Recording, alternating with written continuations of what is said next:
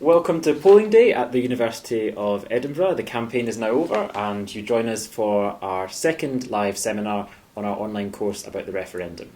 Today I'm glad to say that I'm joined about the general election. But the referendum might still have some ripple effects on that election, which we'll be discussing today with Professor Jeffery and Professor Ailsa Henderson. I'm also joined by our PhD helper Anthony Salamone, who's keeping an eye on Twitter, and we'd love to hear your thoughts and reaction to what we're discussing throughout today's live seminar, and you can also tweet us some more of your questions. So today we're going to focus in the beginning on ideas about government formation, who has the right to form a government after the election. We'll then discuss some questions we've had about Scotland, some questions about the polls, and some other miscellaneous questions that you've been asking on the forums. So we begin with this idea of government formation. It seems like the parties are quite close together, so there's been quite a lot of discussion about who will have the right to form the government after the election. So we start with a question from Muatega, who asks, who has the right to form a coalition government in the case where one of two major parties wins the highest number of seats and the other carries the highest number of votes counted nationally? Charlie, it's quite a difficult situation. What happens then?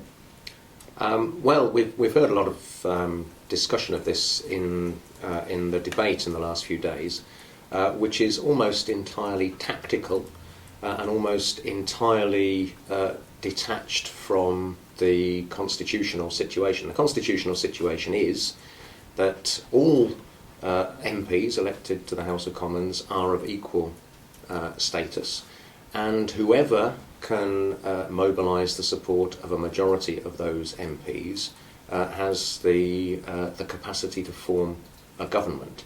Doesn't matter which percentage of the vote the leading party, the party that the Prime Minister has, in constitutional principle. It would be perfectly legitimate for, say, Ed Miliband having fewer seats, fewer votes than the Conservatives, but capable of mobilising a majority, including MPs from other parties, to become Prime Minister. He would be challenged by that, by the Conservatives, if that were the outcome. But constitutionally, there is no doubt that with the support of a majority of the MPs in the Parliament, that somebody from a party which came second could be Prime Minister. So it need not be the largest party in the House of Commons that forms the government? It need not be that. And we had a kind of example after the last UK election in 2010, where a negotiation was carried out between the Liberal Democrats and the Conservatives, which produced the coalition. For a time, the Liberal Democrats were also negotiating with the Labour Party, which of course won fewer votes and seats than the Conservatives. That could have been an outcome. It wasn't an outcome that time, but it could have been an outcome. Ailsa, we've also had a question about how likely is the idea of going back to the polls? Is that possible? And would the parties and voters prefer new polls instead of forging ahead with another scenario? Yeah, there's two parts to that. How likely is it, and what do people want? In terms of what people want, the polling suggests that people would rather have another election than have a lot of backroom deals and rainbow coalitions with lots of parties and lots of concessions, so that the party you voted for, maybe for particular policy reasons, gives away those policies or surrenders those in negotiations with another party. So in terms of the voters would prefer another trip to the polls. In terms of what's likely, another trip to the polls is not likely. Certainly, we have situations where prime ministers lose the confidence of the House, and they go to the Queen or they go to the King and they ask for Parliament to be dissolved and for an election to occur. But we have several examples where the Crown says, well, no, I'm not going to go immediately to an election. I'm going to see if this other party or this other leader can have the confidence of the House and can form a government. So what do people want? They would prefer a trip to the polls. What's likely? A trip to the polls is not likely. Can I just add to that? We've got legislation introduced in the last Parliament which changes the situation there. The Fixedterm Parliaments Act makes it actually quite difficult to get back to the polls quickly, and it's worth discussing the provisions of that. They are firstly that there would need to be two votes in Parliament which expressed a lack of confidence in whichever party was proposing a Prime Minister, held 2 weeks apart, to fail. If there was no confidence on those two occasions, then there could be an election. The other circumstance is if a two-thirds majority vote in the House, which means effectively including the two big parties, said, right, let's have another election. And it may not actually be very easy to get both parties to agree tactically that this would be the right time for another election. So there are actually some procedural roadblocks which make it much harder than it used to be to dissolve Parliament and go to a new election. And I think what's useful there, or what's interesting there, is that the confidence motion can still be won or lost by one vote. But what's new is this 2-week cooling off period. So that 2-week cooling off period provides time for another motion to say, no, actually we do have confidence in this government that we previously didn't have confidence in. So in that situation, the government that previously no one had confidence in is now back thanks to changed opinion. Perhaps it's managed to cobble together some concessions or support, some supply and confidence motions. Perhaps it's managed to form a coalition. But that 2-week cooling off period also allows for the formation of a second government. But again, confidence motions won or lost by one vote. But as Charlie notes, it's 2/3 on the voting for the early election. And who remains Prime Minister in the meantime? So we have all these coalition negotiations perhaps going on after the election. Who remains Prime Minister in the meantime? David Cameron is our Prime Minister until we have a new government or a new election, but even then he would carry on in place until that election result produced a new Prime Minister. Now, we had a discussion about this after the last election, which produced a hung Parliament, and Gordon Brown was accused of squatting in Downing Street because he remained Prime Minister. He wasn't squatting, he was performing his constitutional duty. We have to have a Prime Minister and a government. And in that period, when these negotiations were happening, there were actually some important international meetings on the then financial crisis, and the Chancellor of the Exchequer, Alistair Darling, Gordon Brown's Chancellor, went to those meetings and acted for the UK. You have to have a government in place. So David Cameron is in place until we have a legitimately constituted new government. And we've also had a question about what is the role of the Queen in all of this. So Samuele Voltan asks, what are the role and influence of the monarchy on elections and general feelings of UK citizens? In terms of what people think of the monarchy, or let's discuss the Queen's role in the formation of a government first, and then. Sure. I mean, in some ways it's fairly constrained, but the Prime Minister would go to the Queen and would request a dissolution, and convention has it that the Queen would turn and see if there is an alternative available. So we know from notes from the King's Secretary in 1951 that. These are the conditions under which the King would allow a dissolution, and if it looks like Parliament is viable, if it looks like there's an alternative government, if it looks like another election would be damaging to the economy, then no dissolution will be allowed. So obviously the first thing is to see if another option is available. And we have examples from not just the UK, but also from Canada and Australia of the Crown of the Governor-General exercising different levels of discretion. There is extreme disquiet when greater discretion is exercised, as was the case in Australia, rather than in the case in Canada in the 20s, in 1926, with the King being winged in. So. Just while we're on the question of the monarchy, we'll maybe just discuss this other question from John Meeks, who asks, how strong is the Republican movement in the UK and how much influence do they have in the upcoming general election?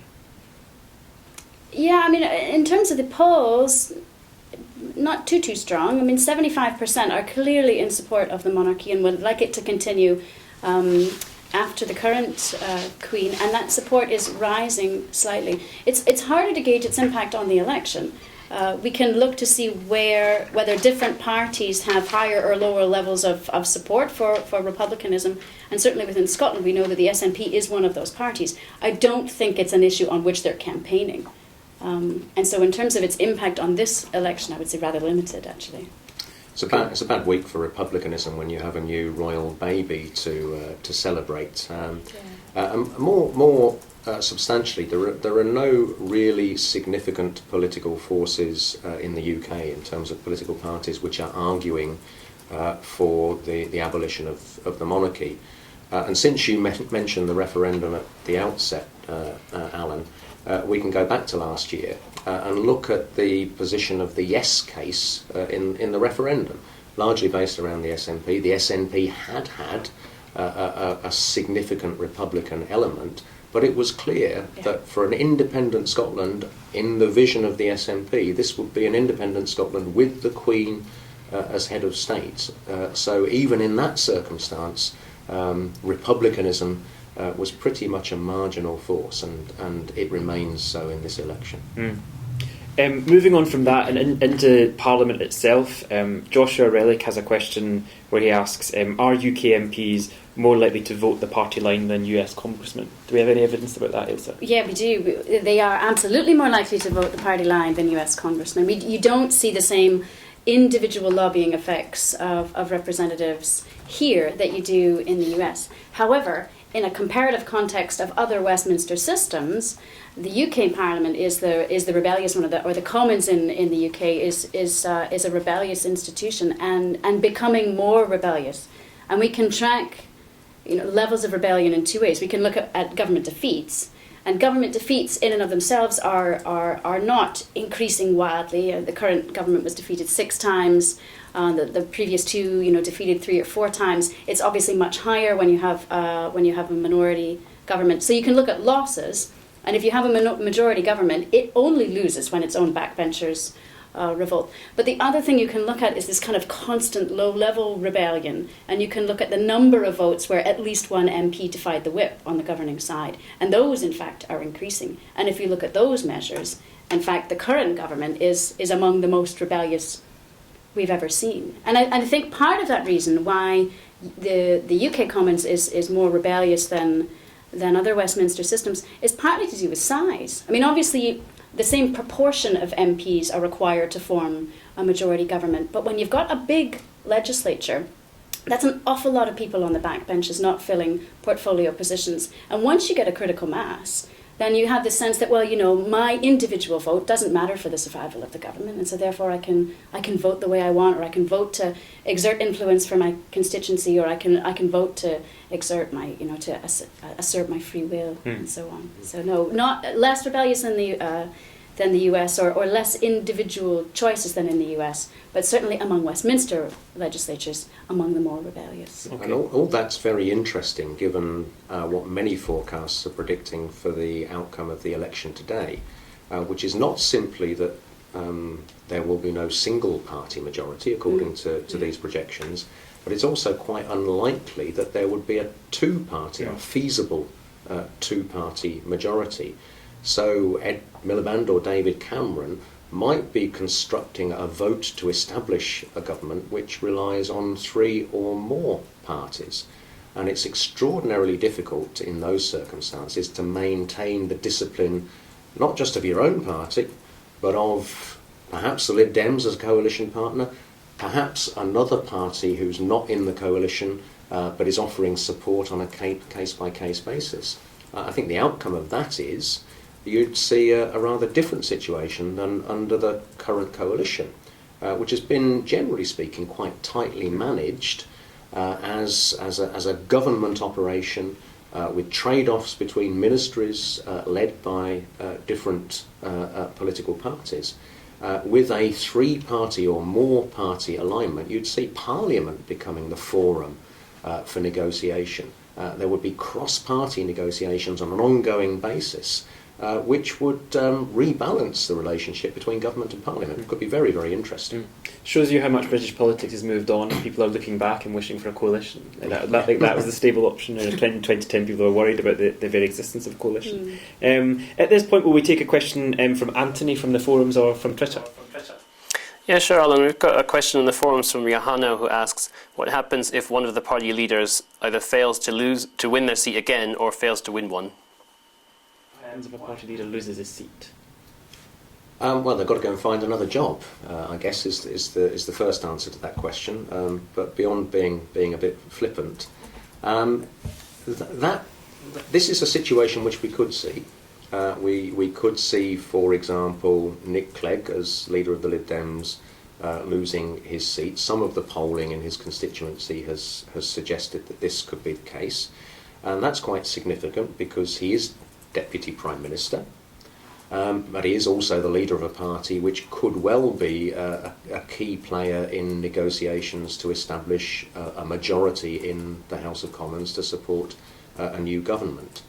What would happen is, in both of those functions, he would continue as Deputy Prime Minister for reasons we discussed earlier. The government stays in place until there is a new government. But he would also continue to be the leader of the Liberal Democrats in leading their coalition negotiation, unless he resigned that post, unless he felt that he had to walk away from it. I suspect he would stay. It's been clear from the Liberal Democrats, that, for example, that Danny Alexander, a prominent MP in Scotland, who many predict will lose his seat, he would still be part of the negotiating team in a post-election discussion about how to form the next majority in Parliament. Okay, we move on from there to some questions about Scotland. And Dorothy Thomas asks, given the importance of the SNP vote in probably determining the outcome of the election, I'm wondering what the mood is amongst the general public up there in Scotland. Has election fever gripped the country, and will Scots vote with their heads or their hearts? Do we have any opinion poll evidence about what Scots are thinking at the moment, Ailsa? We do. It's hard to tell what would be a sign of someone voting with their head versus a sign of someone voting with their heart. Certainly on the SNP side, I think we all know that 45% isn't enough to win a binary referendum, but it's more than enough to carry a four-way contest or a three-way contest in constituencies, and so I think that has been something of a shot in the arm. We also know that on the no side, we're seeing fairly high support for the concept of tactical voting. So people very keen to keep out the SNP in some constituencies, and whereas previously they might not have entertained the notion of tactical voting, are certainly entertaining it now. Part of the problem with that, though, is that it relies on having accurate information on who is the best person to knock out the one you don't actually want. And in several constituencies we see people campaigning saying, no, I'm the best one to defeat the SNP. No, it's my party, we're the best ones. And what you find is that people are crossing votes on either side and kind of cancelling out the effect of that tactical voting. The other thing we know is that a lot of that SNP support is coming from Labour. Because they're on economic issues, that's not surprising. Their policies are so similar on many features, so it's not surprising that they're able to pull from that cohort of voters. There's an additional point worth thinking about there, and that is that there's quite a bit of polling evidence that suggests the proportion of those definite in their intention to vote is higher in Scotland than it is in other parts of the UK. This was a finding earlier this spring in an audit of political engagement that the Hansard Society did, and it's been confirmed in more recent polling. And I was going to put this question across to Ailsa because she did the research on this. But I think, Ailsa, what you found following the referendum is that the intensity of continuing political engagement after that extraordinary situation last year was higher on the yes side than on the no side, and this may well be one of the things that shapes the outcome, an asymmetric intention to vote on the part of those who are now leaning towards the SNP. No, I think that's absolutely right. We know that in Scotland in general people were energised by the referendum, levels of political interest were higher, levels of political engagement, what people think they will do and what they're actually doing, they're higher after the referendum. But if we look at those figures and we compare yes and no voters, then the yes voters are by far the most likely to report that they feel engaged, that they feel Scotland has changed and become more engaged. And no voters are far more likely to say, no, everything's going to go back to normal. And I've noticed it maybe with some other people, but it's not had an impact on me. So we're absolutely seeing a differential impact there in terms of levels of engagement. Okay, before we leave the topic of Scotland, are there any questions on Scotland from Twitter or the forums, Anthony? Yes, Helen, we've got a question from Nicola who asks, if Labour and the SNP end up negotiating after the election, how much will devolution, particularly to Scotland, play a role? Do you think entirely further devolution to Scotland, perhaps? Well, we clearly have a commitment in the form of a draft bill presented to Parliament before the election, with an intention that becomes formally introduced as a bill to carry forward basically the recommendations from the Smith Commission last year, to which the SNP signed up along with the other parties at that time. So we can be sure that pretty much whichever alignment of parties produces the next government, that Scottish devolution will be part of the mix. We can be sure that if we have an alignment in which the SNP's votes are needed to establish a government and to carry forward the major parts of its activity, in particular its budget, that there will be costs attached to that support. And one of the costs will be progress on implementing what was in the Smith Commission report and going beyond it. Of course, the SNP was part of the Smith Commission negotiations. It was a consensus document, but at the press conference launching it, John Swinney, the lead representative of the SNP, said, well, we'll take this, but we don't think it's adequate. We want to press for more. If they have the opportunity through the electoral arithmetic, the SNP will press for more. Okay, we move on now to our questions about polling and some of the process of the election. Lily has a question about endorsements, and she says that The Economist published an article today endorsing David Cameron and the Conservative agenda. Do media endorsements, especially from publications with such a high global reach, have any effect on UK politics, and are they something that the candidates seek? Ailsa? Yeah, I mean, there's a couple of ways there's three answers to that. One, they pretty much cancel each other out. So you get endorsements from one side, and then another party gets endorsements from another side, and all these cross endorsements kind of cancel each other out. That's one thing. The other thing is that people are often reading the paper that they already agree with. So they suspect that the paper has a particular editorial line. That editorial line, they are sympathetic to that, so that's why they're reading the paper in the first place. It is therefore not much of a surprise when the party says, oh, and by the way, we think you should vote this way. The other thing we know is that the messenger does matter. So it does matter who is making the endorsement. So in general, they do tend to cancel each other out. And in general, you're already looking for information in that source for a particular reason anyway. But it depends who it is. So if it's media, that's one thing. If it's banks or if it's influential individuals, either politicians in the case of the referendum or foreign politicians in the case of elections, the effectiveness of those messages very much depends on the personal credibility or the individual credibility of that, that person or that individual. And it's not even. Sometimes it helps, sometimes it hurts. Okay. We always see lots of excitement about this when, especially the high circulation tabloid newspapers come out for one party or another. There was that famous headline way back, it's the Sun what won it. Now, there's also plenty of evidence to suggest that mass circulation newspapers like The Sun are most interested in their circulation and will pick the party that they think is the one that most of its readers read. And we've probably seen an example of that in the current election with The Sun, because on the same day, in its London edition, focused on voters in England, it said vote Conservative. In its Scottish edition, not circulated widely in England, it said vote SNP. Now, that may well be a reflection of how the Sun thinks that the election will turn out in those two different parts of the country. It may be a difficult position to reconcile, given the way that the Conservatives and the SNP have envisaged the post-election situation, and neither has any intention of cooperating with the other in that situation. So the Sun's put itself in a rather strange position.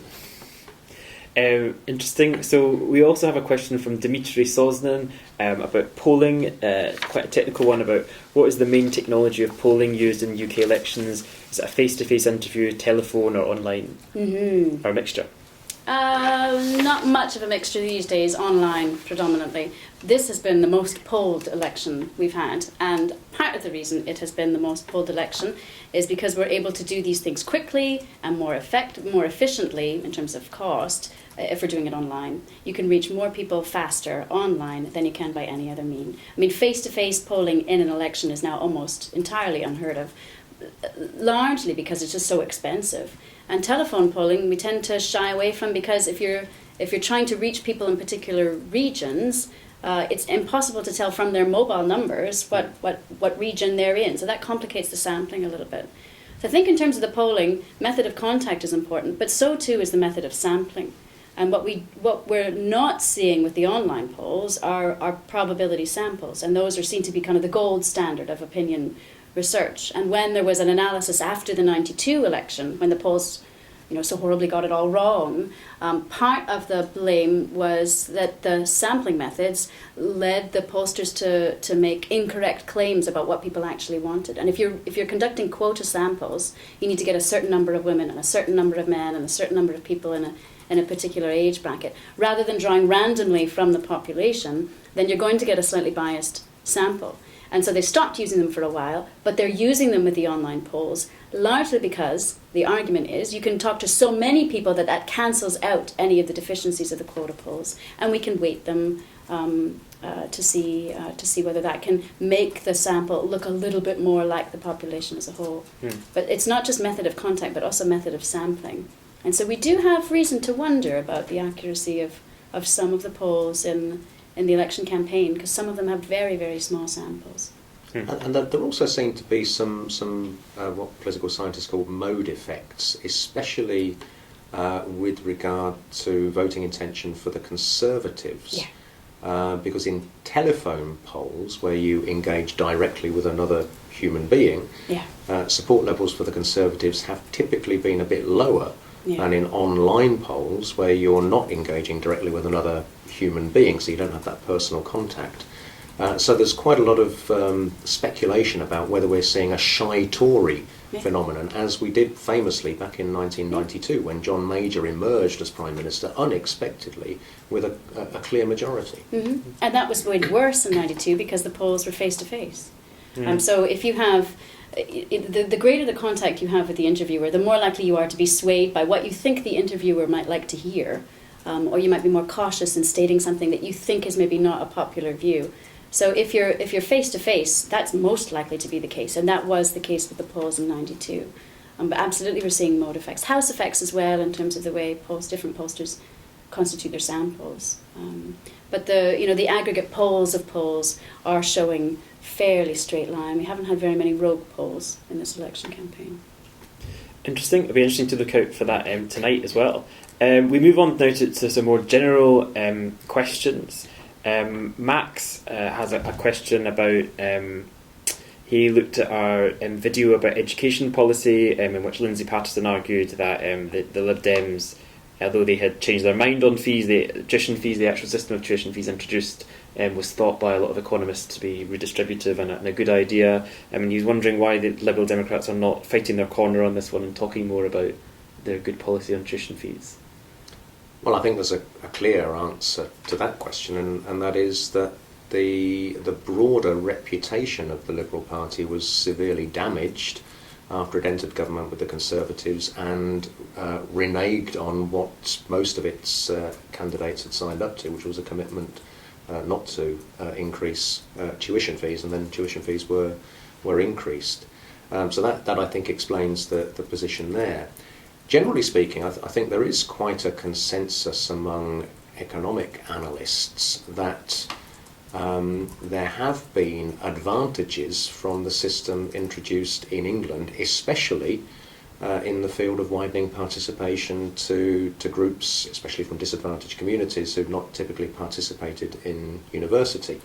And that's a big issue in Scotland, of course, because there is a zero fee policy in Scotland for Scottish students, and this is often understood as a commitment to widening participation, to making it possible for everybody, whatever their means, to attend university. That's not actually backed up very well by the evidence. I think it's more of an ideological position, an ideological commitment that education should be free.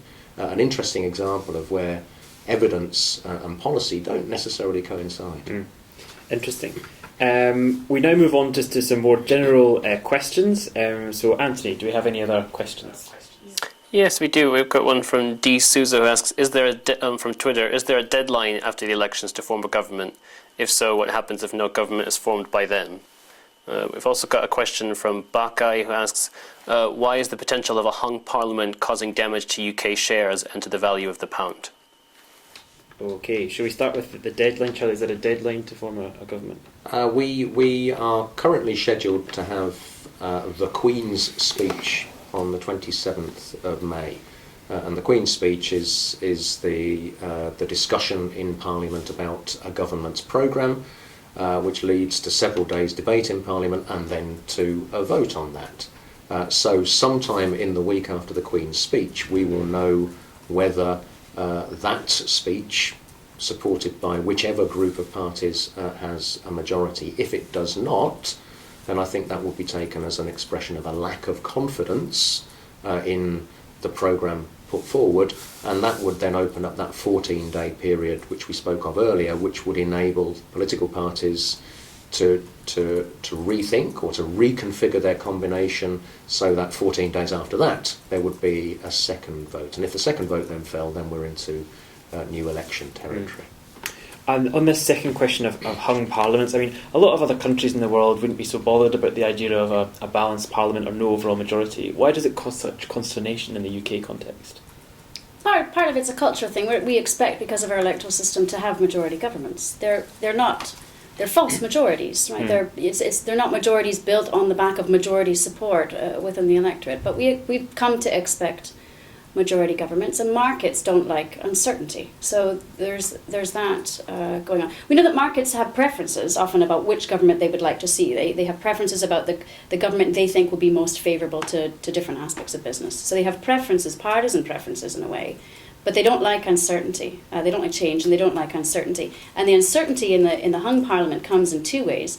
One is we don't know what's going to happen. We don't know who the government's going to be. But the other thing, a hung parliament is more likely to generate a weak government, a minority government, or possibly, and a weak government is the potential victim of all kinds of concessions swaying it rather wildly from one view to another. And markets don't like that either. They don't like not knowing how a government might behave. And you're less able to predict how a minority government will behave than you are a majority government to behave. And we see that in terms of stock market prices, but we also see that in terms of bond market prices. We see that in terms of currency as well. That's a very British market expectation, though, because those market expectations don't work in the same way in other countries which have minority governments. And I think it's because we don't understand what a minority government would mean.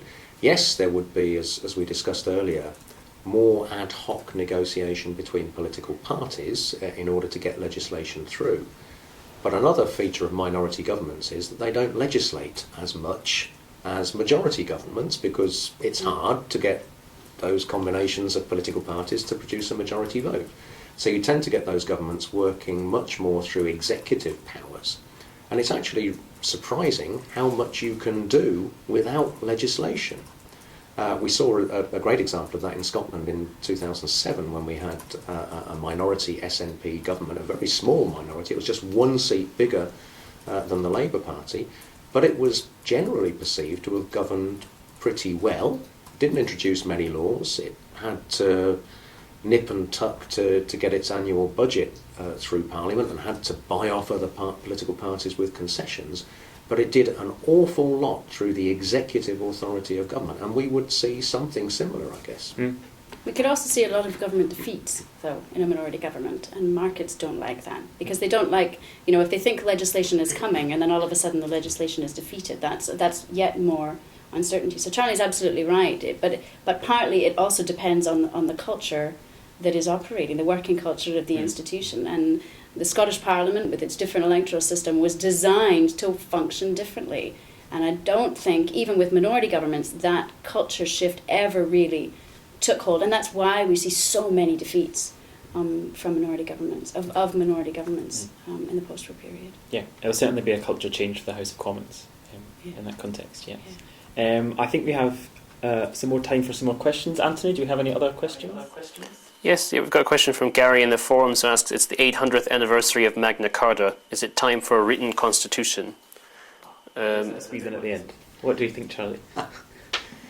It would be a very radical transformation for the UK to move to a written constitution. However, it's not beyond the bounds of possibility because a number of political parties, most prominently the Labour Party, have suggested that in order to deal with some of the constitutional challenges the UK faces, there should be a constitutional convention.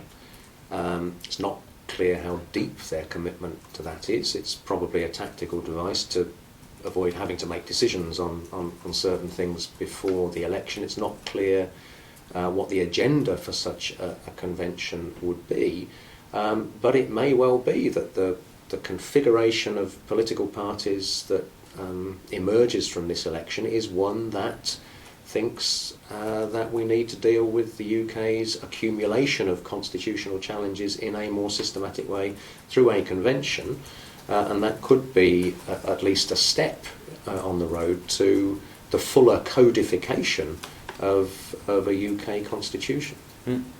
Ailsa? Certainly it would allow for a more coherent treatment of what is a very asymmetrical situation at the moment. There's no guarantee that it would become symmetrical, but certainly more coherent, perhaps. I mean, I think in some ways we almost have a written constitution in a way. We certainly have lots of written texts that give us guiding constitutional principles. What we lack is one written all at the same time. And I think what we see from some of the parties is a desire to put that down, to put pen to paper, partly to enshrine particular values that could animate the way we operate in the political sphere, but also values that animate the way we operate in the social sphere as well, informed in part by the European Convention on Human Rights as well, but other elements that different political parties think are important and should be enshrined in the Constitution. But we do have written texts that give us guidance. We're not operating in the dark. Can we maybe squeeze in one more question, Anthony, if we have one? Yeah, absolutely. We've got a question from Henry who asks, what are the prospects of the UK voting system being reformed anytime soon? How would you like to first pass the post, do you think? Again, there's been an increase in speculation on that issue, and that's driven by two of the features of first past the post as the opinion polls suggest the outcome of this election, and that is that the Liberal Democrats, as they have long experienced, will get a significantly smaller proportion of seats in Parliament than the votes that they will get in the country as a whole. The same will apply this time to UKIP, which, according to the polling data, will get 10, 12, perhaps 14% of the vote, but is unlikely to get more than a small handful of seats at best. So I think those two drivers will be there. Another driver, which probably is one not easily advocated by the party benefiting from that, is around the SNP. The SNP is predicted to get a very, very big majority of the seats in Scotland on the basis of what would be, according to the polls, a maximum of 50% of the vote. So the system is working in the other direction there, and there are plenty of voices in political parties in England which think this is somehow wrong. That may be a bit rich because those parties have benefited from first past the post in England and elsewhere for a long time, but it's raising the question for them in a different way. I mean, one thing we know is it's not particularly popular with voters, and I think there's the principle of reform, and we often get calls for voting reform not when we get a bunch of false majorities, but when we have a bunch of false winners. And the false winners we're more likely to see in kind of minority situations.